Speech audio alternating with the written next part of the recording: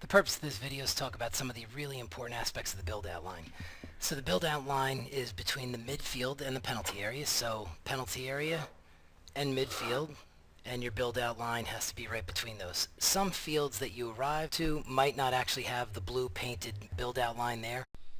You're allowed to use a different color. You can use discs on the side, cones on the side, anything that's considered safe. It's also important to note that the build-out line has nothing to do with live play when the goalkeeper has the ball at his or her feet. So if the goalkeeper received the ball from a teammate, there's no need to use the build-out line. Or if the goalkeeper received the ball at his or her feet from the opponent and didn't pick it up, ball's not in the goalkeeper's hands, no need to worry about the build-out line. So it's for goal kicks, and when the ball is in the goalkeeper's hands. It also has to do with free kicks, which we'll talk about in a minute. Keep in mind that for the goalkeeper, there is no punting allowed at the 7v7 level. Assuming, let's say, we have a goal kick. Team in blue here has retreated past the build-out line. While they're retreating, if the goalkeeper wants to release this ball, he or she can release it. A goal kick is not live until it's actually out of the penalty area.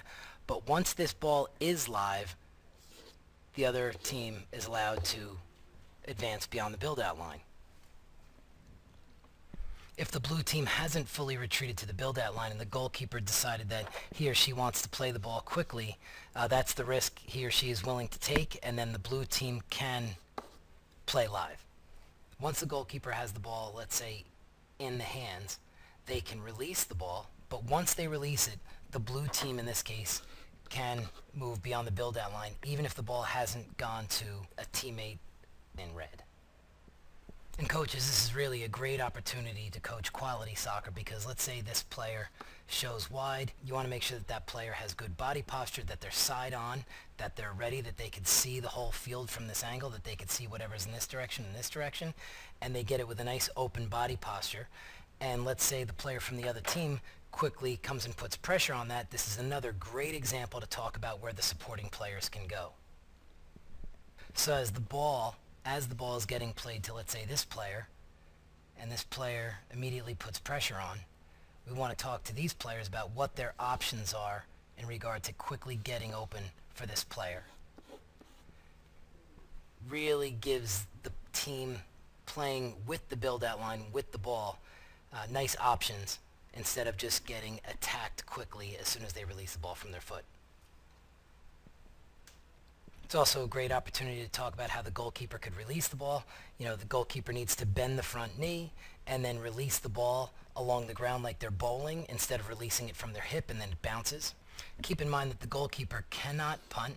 If there is a punt, let's say the goalkeeper punts right from this spot, then it's an indirect free kick from this spot. If the goalkeeper is within the goal area when he or she punts the ball, then if the goalkeeper, for example, punts from this location, then right at the edge of the 6 is where that indirect free kick will take place. If there happens to be a free kick deep in your own area, the build-out line applies. The blue team would have to retreat beyond the build-out line. If the free kick is, let's say, right here, then the other team has to go back 8 yards from that free kick area. And the last thing to keep in mind is that the build-out line is the new offside line. It's no longer midfield.